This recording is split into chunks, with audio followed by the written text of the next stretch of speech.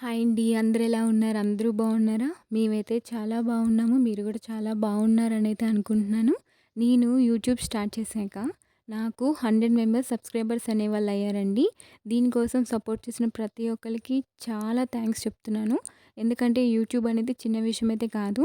మనకి వ్యూస్ రావాలి, సబ్స్క్రైబర్స్ రావాలంటే చిన్న విషయం అయితే అస్సలు కాదండి. దానికోసం ఎడిటింగ్ చేయాలి, చాలా కష్టమవుతుందనేసి మా హస్బెండ్ అయితే ఇదొకటి అమెజాన్‌లో ఆర్డర్ చేశారు. క్వాలిటీ అయితే చాలా బావుంది. ఇంకా మార్నింగ్ పనులన్నీ పూర్తి చేసుకున్న తర్వాత నేను ఆఫ్టర్‌నూన్ కోసం దొండకాయ చట్నీ అనేది ప్రిపేర్ చేశాను. నేనైతే కర్రీ గానీ, ఇంకేమైనా ప్రిపేర్ చేయాలనుకున్నప్పుడు అన్నీ దగ్గర పెట్టుకొని కడిగేసుకున్న తర్వాత స్టార్ట్ చేస్తానండి. ఒకేసారి ఇంకా ఫాస్ట్‌గా అయిపోతుంది. మనం అన్నీ కర్రీకి ఏదైతే కావాలో అన్నీ పక్కన పెట్టేసుకుంటే ఫాస్ట్‌గా అయిపోతుంది వంట అనేది. మీకు దొండకాయ చట్నీ ఇష్టమా? కర్రీ ఇష్టమా? నాకైతే కామెంట్ సెక్షన్‌లో మెన్షన్ చేయండి. నాకైతే చట్నీ అంటే చాలా ఇష్టం. అది కూడా రోటి పచ్చడి అంటే చాలా ఇష్టం. కానీ మనం అపార్ట్మెంట్స్‌లో గానీ, ఎక్కడైనా ఉన్నప్పుడు మనం చట్నీలైతే నూరుకోలేం కదా! సౌండ్ బాగా వస్తుంది. కిందకి రీసౌండ్ ఎళ్తుందని మనమైతే నార్మల్‌గా మిక్సీలోనే చేసుకుంటాము. సో, నేనైతే చట్నీ చేసుకోవడానికి అన్నీ తీసి పక్కన పెట్టుకుంటున్నాను. చట్నీ నేను ప్రతిసారి ఇలానే చేస్తానని ఏం లేదండి. నేను ఆ రోజు పల్లీలేసైతే చేశాను. పల్లీలేసి చేస్తారు, నార్మల్‌గా కూడా చేస్తారు. ఇవాళ నేను పల్లీలేసి చేశాను. సో, అదే చూపిస్తున్నాననమాట. పల్లీలేసి కూడా చాలా బావుంటుంది. ఇంకొక విషయం ఏంటంటే, నేను కిచెన్‌లో ఉన్నప్పుడు ఏదైతే మనం మసాలాస్ కానీ, ఇంకొకటి పోపు దినుసులు కానీ, ఇవన్నీ నేను లాంగ్‌లోనే పెట్టుకుంటాను. ఎందుకంటే, మనం తెచ్చుకోవడానికి, వేసుకోవడానికి ఉన్నప్పుడు కొంచెం వాకింగ్ చేసినట్టు కూడా ఉంటుందని, నేను దూరంగానే పెట్టుకోవడానికైతే ట్రై చేస్తాను మ్యాక్సిమం. ఇంకా ఫైనల్లీ అయితే బాండీ పెట్టేసుకొని, ఆయిలేసేసుకొని, పచ్చిమిర్చి, ఇంకా దొండకాయలనేది నేను ఫ్రై చేసేసుకున్నాను. పచ్చిమిర్చి అనేది ఫస్ట్ మనకి కొంచెం బ్రౌన్‌గా అయ్యేలాగా ఫ్రై చేసుకోవాలి.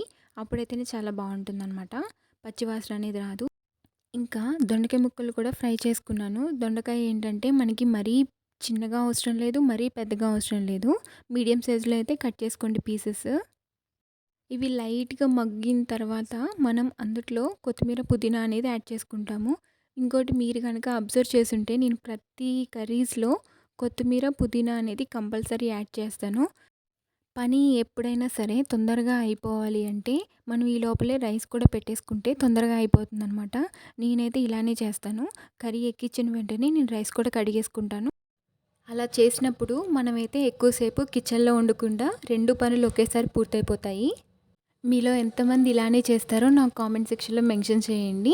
ఇంకొక విషయం ఏంటంటే ప్రతి ఒక్కళ్ళు నాన్ వెజ్ తిన్న తర్వాత నెక్స్ట్ డేకి అయితే పికిల్స్ అయితే చేసుకుంటారు. నేనైతే అంతే చేస్తాను. ఇంకా నేనైతే కుకింగ్ చేసేటప్పుడు టీవీలో సాంగ్స్ కానీ, ఇంకా సీరియల్స్ కానీ పెట్టుకొని చూస్తాను. మీరు ఏ సీరియల్స్ చూస్తారో నాకు కామెంట్ సెక్షన్‌లో కూడా మెన్షన్ చేయండి. ఎందుకంటే నేను రీసెంట్‌గానే స్టార్ట్ చేశాననమాట సీరియల్స్ చూడడం. టైం పాస్ అవుతుందనేసి. ఇంటికెళ్ళినప్పుడు మమ్మీ వాళ్ళు కానీ, అత్తయ్య వాళ్ళు కానీ చూస్తా ఉంటారు. సో, అలా అలవాటయింది. నేను వంట చేసేటప్పుడు వాటర్ అనేది ఎక్కువ శాతం తీసుకుంటూనే ఉంటాను. ఎందుకంటే మనకి వాటర్ అనేది చాలా అవసరం బాడీకి. లేకపోతే డీహైడ్రేట్ అనేది అయిపోతామనమాట.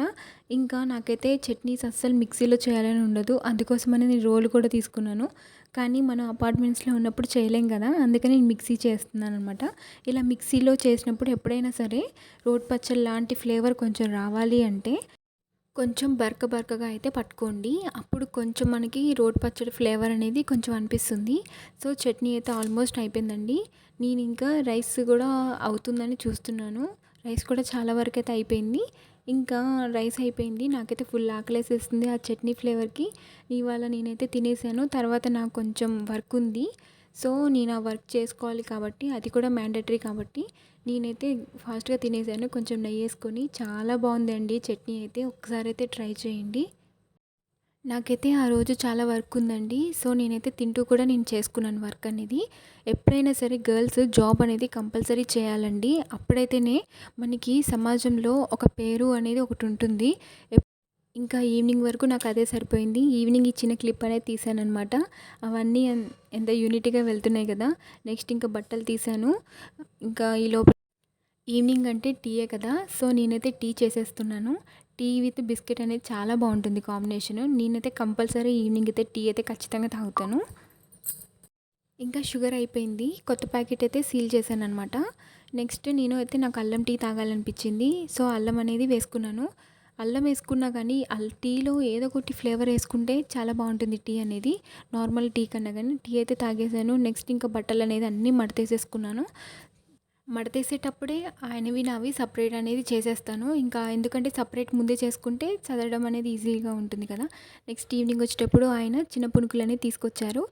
ఇలా నా డే అయితే గడిచింది. Thank you so much for watching my video.